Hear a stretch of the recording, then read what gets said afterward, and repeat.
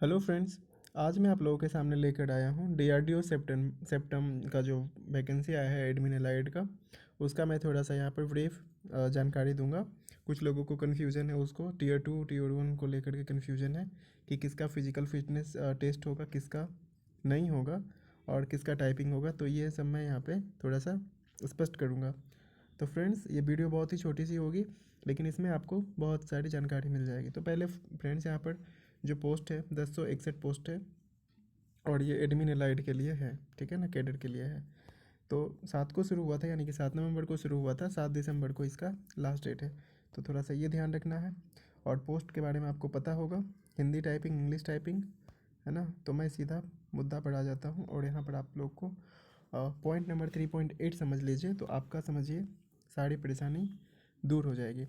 Friends, जैसा कि हमें पता है कि टीयर 1 तो सभी के लिए होने वाला है, लेकिन टीयर 2 की बात करें तो यहाँ पर आपको यही समझना है, टीयर 2 के बारे में स्पेशली आपको समझना है, ठीक है। तो टीयर 2 कह रहा है कि skill physical fitness and capability test were ever applicable. तो इसका पॉइंट नंबर 1 कह रहा है, for the post of vehicle operator A in fire engine driver A, passing of driving test is mandatory. मतलब कि पोस्ट, जो भी व्हीकल ऑपरेटर का पोस्ट है ए और फायर इंजन ड्राइवर का जो पोस्ट है ए, उसके लिए आपको ड्राइविंग टेस्ट पास करना मैंडेटरी है, ठीक है ना, आवश्यक है। पॉइंट नंबर 2 कह रहा है कि to pass typing test is essential. Typing pass करना जरूरी है, किसके लिए? For the post of administrative assistant A and store assistant A, ठीक है ना। तो administrative assistant A and store assistant A के लिए टाइपिंग पास करना जरूरी है, हिंदी में तो हिंदी में, इंग्लिश में तो इंग्लिश में। पॉइंट नंबर 3 हम देखें यहाँ पर, तो पॉइंट नंबर 3 जब हम देखते हैं तो हमें यहाँ पर क्या दिख रहा है पॉइंट नंबर 3 में, यहाँ पर कि दिख रहा है कि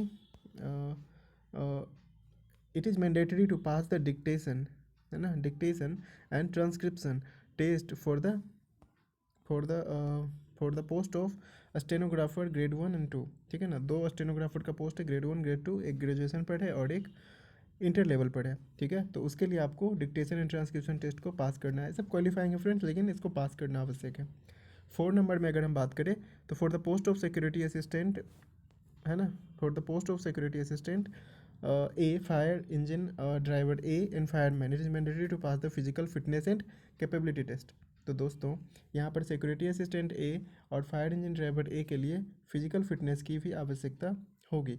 तो candidate undergoing physical fitness is capability test will do so that their own risk, ठीक है ना। तो जो फिजिकल फिटनेस जो भी कराया जाएगा, जो भी वहाँ पर प्रतिभागी भाग लेंगे, तो वहाँ पर जो भी करना होगा या जो भी करवाएंगे वो लोग, वो प्रतिभागी अपने रिस्क पर करेंगे, ठीक है ना। उसके लिए उनकी कोई जिम्मेदारी जवाबदेही नहीं होगी।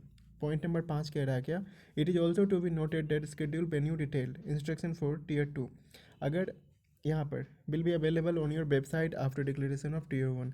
अगर आप टीयर 1 में क्वालिफाई कर लेते हैं, यानी कि टीयर 1 में आप पास कर लेते हैं, तो जो भी डिक्लेरेशन आपको एक दिया जाएगा, डिक्लेरेशन के साथ वेबसाइट पर आपको अवेलेबल करा दिया जाएगा क्या चीज़, टीयर 2 का जगह कहाँ पर होगा, है ना, और उसकी सारी जानकारी कि आपको क्या क्या करना है, क्या क्या लाना है, ठीक है। तो the criteria for physical fitness and capability test for above 3 post. तो जितनी भी पोस्टें हैं, तो उनमें मात्र 3 पोस्ट के लिए ही आपको फिजिकल फिटनेस देना है, ठीक है। 801 जो पोस्ट का जो कोड है, 801, 1001 और 1101, ठीक है ना। तो ये जो तीनों भरेंगे उनको ये फिजिकल का टेंशन है, ठीक है ना फ्रेंड्स। तो अगर आप लोग सिक्योरिटी असिस्टेंट ए और फायर इंजन ड्राइवर ए अगर भर रहे हैं, तो फिर आपको वहाँ पर फिजिकल देना है, ठीक है। और अगर आप लोग स्टोर असिस्टेंट या एडमिनिस्ट्रेटिव असिस्टेंट का पोस्ट फिलअप कर रहे हैं, तो फिर आप लोग को वहाँ पर टाइपिंग देना है, ठीक। तो अब सवाल उठता है कि फ़िज़िकल में होगा क्या। तो फिज़िकल में देख लीजिए, आपका हाइट होना चाहिए 165 सेंटीमीटर मिनिमम, फीमेल का होना चाहिए 157 सेंटीमीटर मिनिमम। चेस्ट होना चाहिए बॉयज़ का, यानी कि मेल का चेस्ट होना चाहिए अनएक्सपेंडेड, यानी कि बिना फूले हुए 81 सेंटीमीटर मिनिमम, कम से कम 81 सेंटीमीटर होना चाहिए। और फीमेल में इसकी आवश्यकता नहीं है, ठीक है। और चेस्ट एक्सपेंड करके मेल का मतलब 5 सेंटीमीटर चेस्ट को फुलाना है, और विमेन में तो ये है ही नहीं, फीमेल में। वेट 50 केजी मिनिमम होना चाहिए मेल का और 45 केजी फीमेल का। और इसी तरह से किसी भी तरह का कोई फिजिकल डिफॉर्मिटी नहीं होना चाहिए, है ना, फ्लैट फुट लाइक जिसे, है ना। ए मैक्सिमम रिलैक्सेशन ऑफ 2.5 सेंटीमीटर, जो भी हिली रीजन में जो बच्चे यानी कि जो भाई बहन रह रहे हैं उनको 2.5 सेंटीमीटर का रिलैक्सेशन दिया जाएगा हाइट में, ठीक है।